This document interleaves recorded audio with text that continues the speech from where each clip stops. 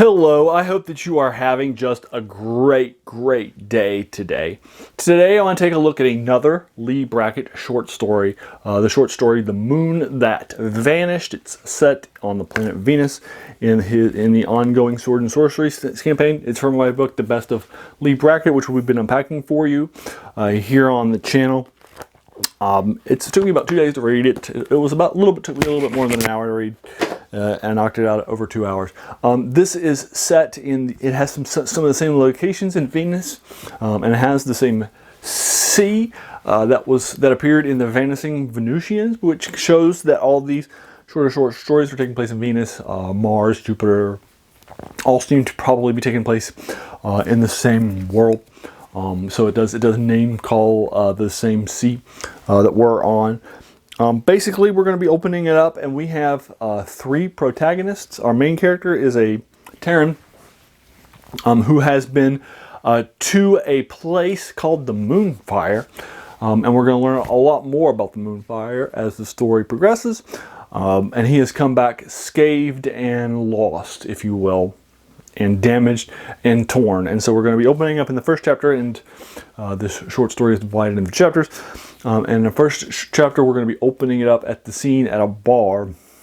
And our other 2 point of view characters are 2 Venusians, a female and a male. The male is a barbarian. The female was a tavern wench who was sold to the tavern as a baby and was raised by the temple. And she's referred to as the temple wench in the story a few times.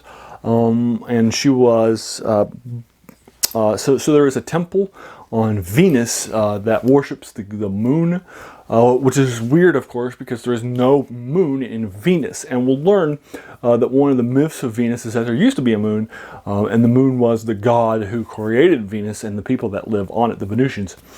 And it fell to Earth, and in so falling, died and was put to sleep. And you can go to the Moonfire, where the god has fallen, and reclaim godhood, and take over the godhood that it had, and you can create your own world, just like the moon god did. And so this is a big myth. And so there is a church of the god of the moon god, who is our major antagonist for this short story as well. So basically, this short story is going to be the expedition journey to the Moonfire, to find it, to go back for our Terran, who was scarred from it and hated it, and he was there 3 years ago. And then for our Venusians, who are seeking it for the first time in order to turn themselves into godhood. There's also a love triangle that will develop between these characters as well, and will be resolved by the time the story ends. So that's happening as well. So that's what happens basically in the short story. I do give it a 7 out of 10. I think it's fine. It's well written.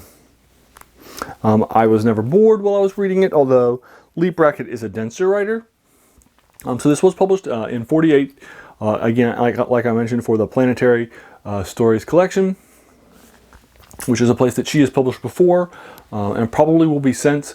It's at the tail end of the pulp era, so it definitely has a lot of pulp era sort of sensibilities to it. For example, Temple Wench, as a good example of a character that is females are defined by their sexuality. They're either virgins or they're sexually available, and Lucy, you better stay away from those.